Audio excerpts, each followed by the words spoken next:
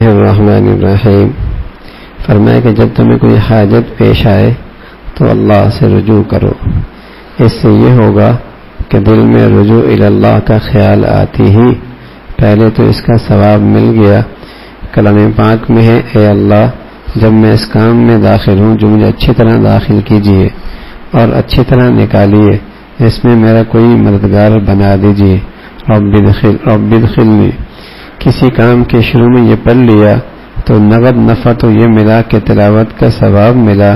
پھر اس میں آسانی اللہ پاک نے پیدا فرما دی. اللہ اس کی توفیق نصیب فرما دے کہ ہر حاجت میں رجوع اللہ نصیب ہو جائے.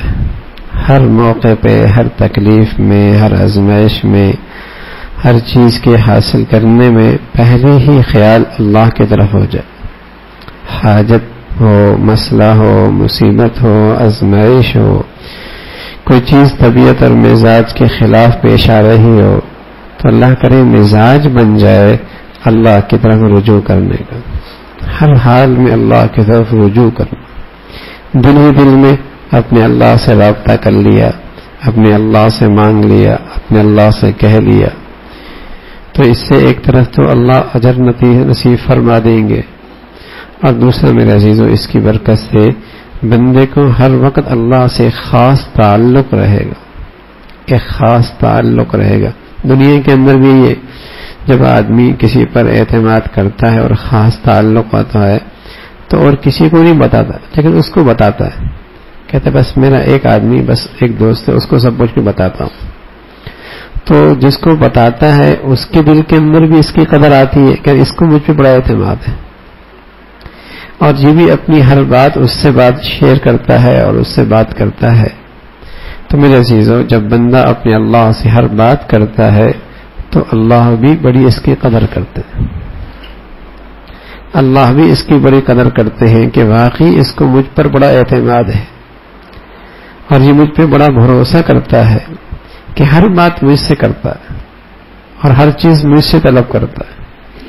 تو رجوع اللہ ہر حاجت میں، ہر تکلیف میں، ہر مصیبت میں، ہر آزمائش میں اللہ کی طرف رجوع ہو جائے یہ بڑی دولت ہے.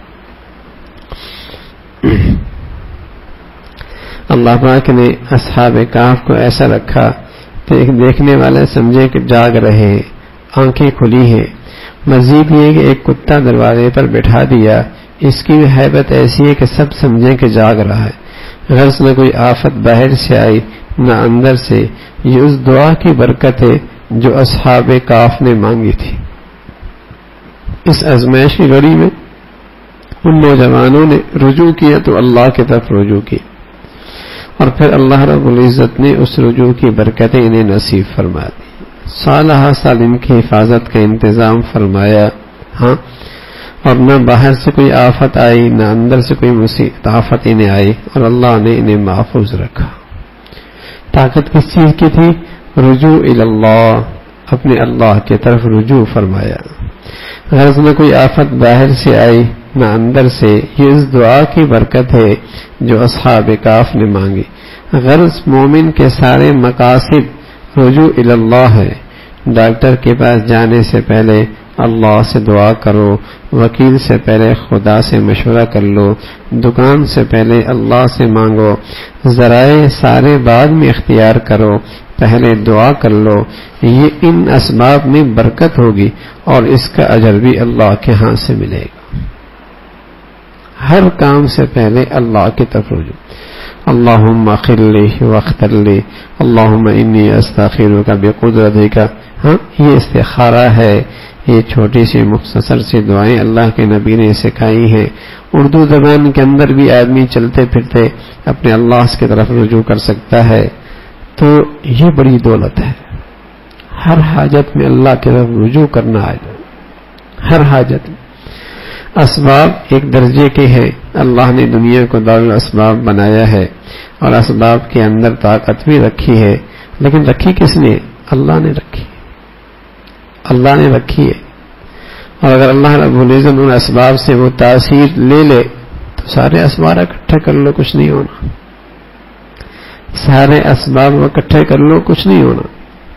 اس لیے ہر سبب اختیار کرنے سے پہلے اللہ کی طرف رجوع، دعا ہو، صدقہ ہو، حاجت کی نماز ہو، نماز استخارہ ہو، یہ سب اللہ کی طرف رجوع کرنے کی شکلیں ہیں، سب اللہ کی طرف رجوع کرنے کی شکلیں.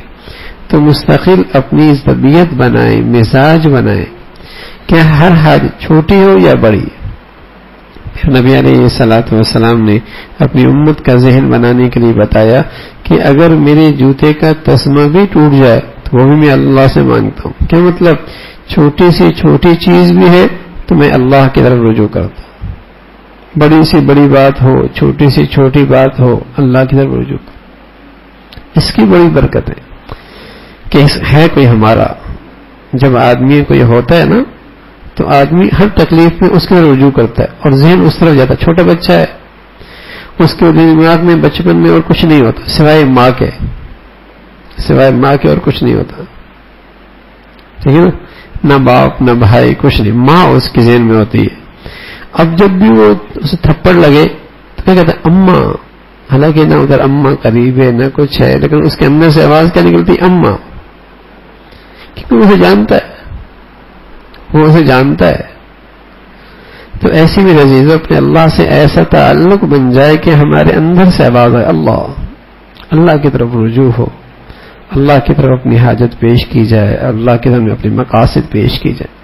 ہر آدمی مسائل کا شکار ہے، ہر آدمی مسائل میں، اور مسائل نہیں، مسائل کا ایک پہاڑ ہے زندگی میں.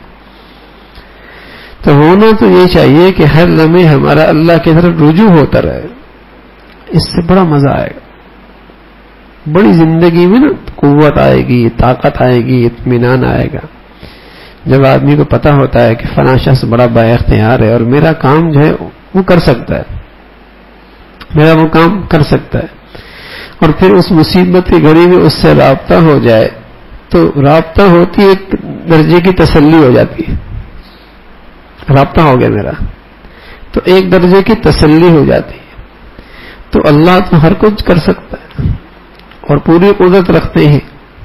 تو جب بندے کا اپنے اللہ سے ہر وقت ایک تعلق اور رابطہ ہوگا تو رابطہ ہوتی ہی ایک دل کے اندر اطمینان آنا شروع ہو جائے گا. رابطہ ہو گیا تو رجوع الی اللہ، اس کی اپنی عادت بنائیں.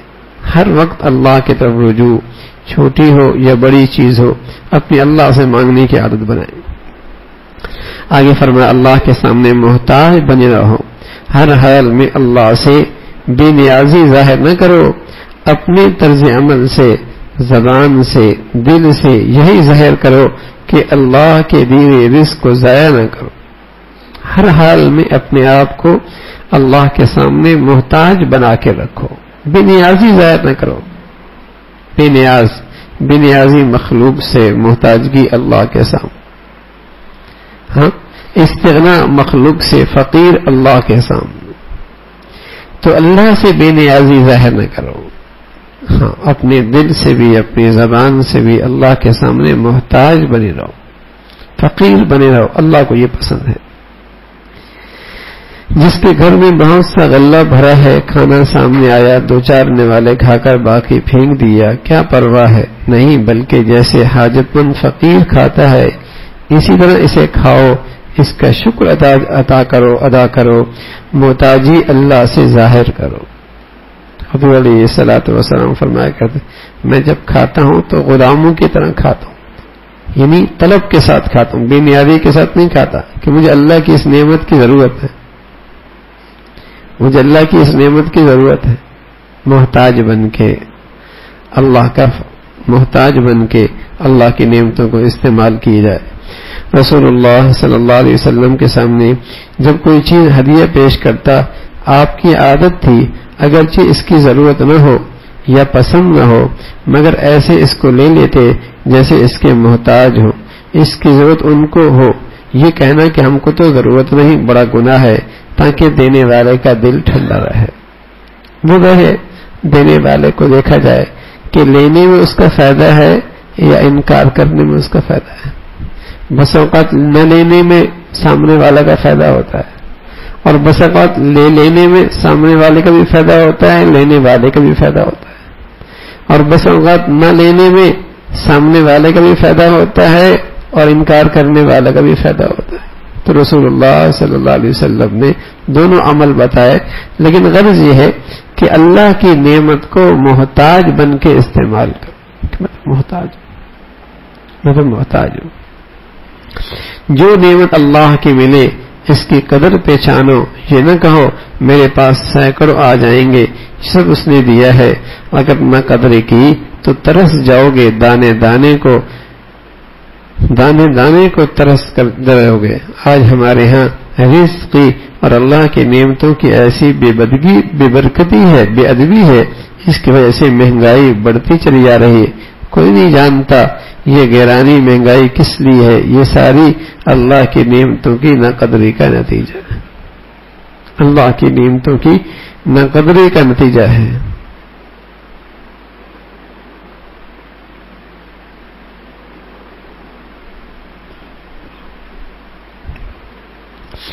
شہرت یا مصیبت. فرمایا اپنے ذکر کو گمنام کرو، کوئی نہ جانے کیا پڑھتے ہیں. اکبر نے کہا ایک زمانے میں یہ خواہش تھی کہ جانے ہم کو لوگ، اب یہ رونا ہے کہ ہم کو کیوں اس قدر جانے لگے. ایک زمانے میں خواہش تھی خوب ہماری شہرت، لیکن اب خیال ہوتا ہے لوگ ہمیں کیوں جاننے لگے. فرمایا ایک زمانے میں یہ خواہش تھی کہ جانے ہم کو لوگ، اب یہ رونا ہے کہ ہم کیوں اس قدر جانے گئے. زیادہ تعارف سے راحتی بھی ہے مگر ایک عذاب بھی ہے. چین نہیں ملتا، نفع کم نقصان زیادہ ہے. فرمایا اللہ کا ہر حال میں شکر ادا کرتے رہو، یہاں تک کہ مصیبت بیماری تکلیف میں اللہ کا شکر ادا کرتے رہو، صبر بھی کرو. اب سوچنا یہ ہے کہ جیسے اللہ کی نعمتوں کی حدود کی انتہا نہیں، ایسے مصائب کی بھی کوئی حد نہیں. یہ شکر کرو اللہ نے مجھے جتنی تکلیف ہے یہ کم ہے، مجھ سے زیادہ تکلیف والے لوگ دنیا میں موجود. جیسے اللہ کی نعمتوں کی کوئی حد نہیں، ایسی مصائب کی بھی تو کوئی حد نہیں. تو نعمتیں بھی لامحدود مجھے نہیں ملی، ٹھیک ہے صبر کر لو. تو مصیبتیں بھی تو مجھ پر لامحدود نہیں پڑی، اس پر بھی شکر ادا کرو. کتنا ہم سے بڑے ہوئے لوگ مصیبتوں میں اور تکلیفوں میں اور مسائل کے، اس پہ بھی اللہ کا شکر ادا کرو.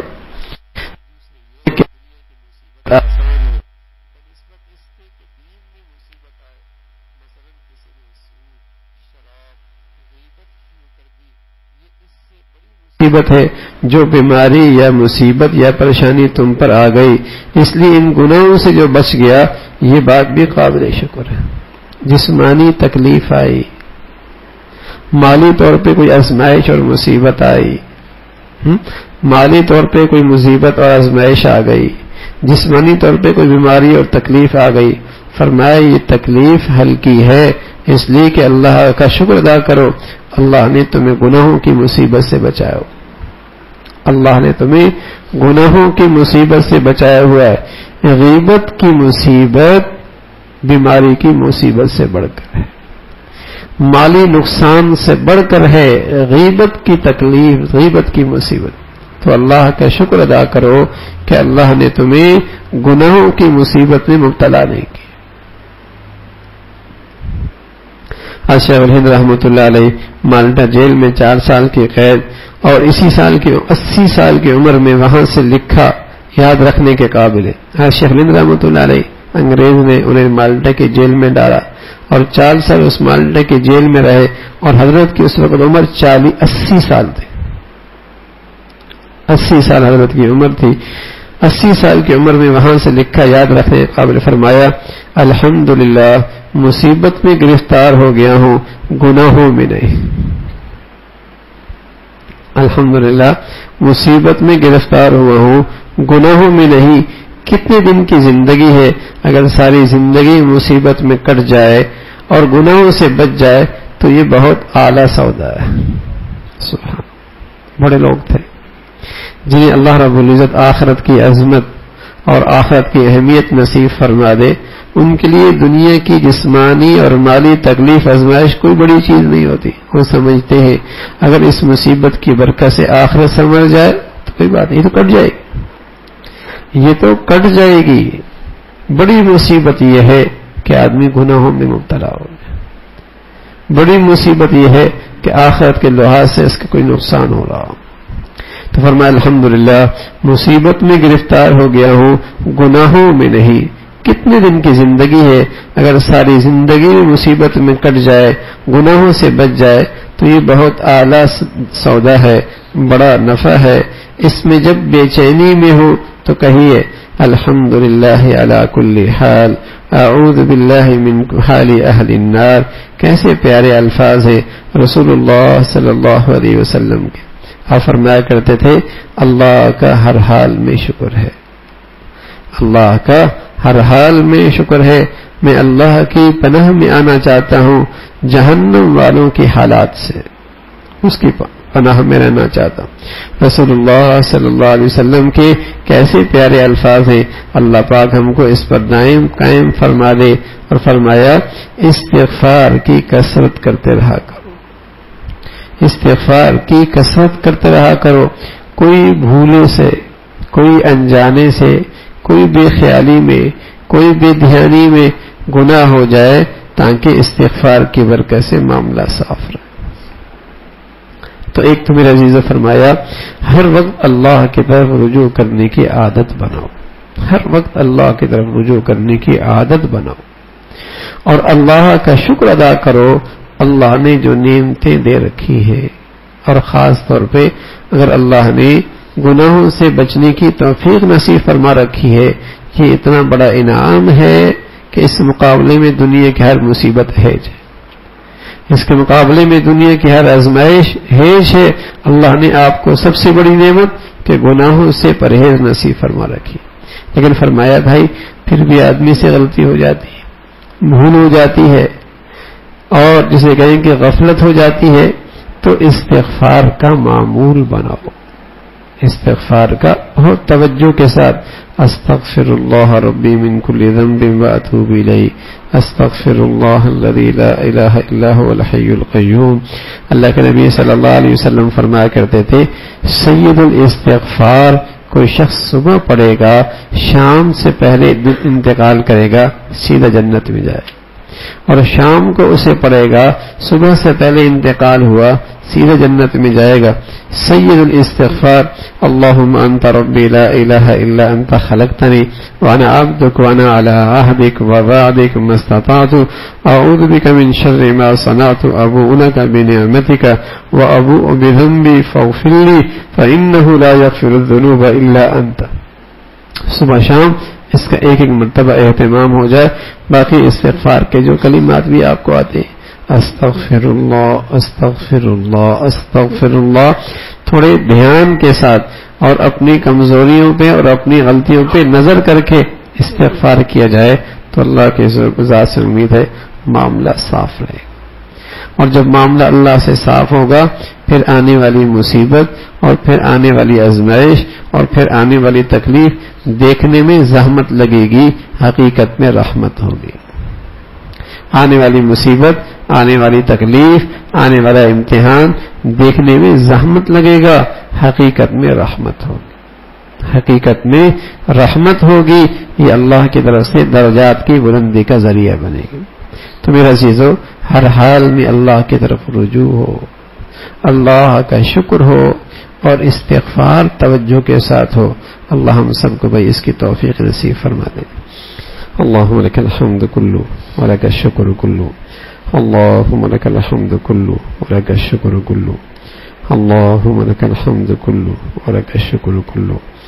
نستغفر اللہ نستغفر اللہ نستغفر اللہ. سبحان ربک رب العزة عما یصفون وسلام علی المرسلین والحمد للہ.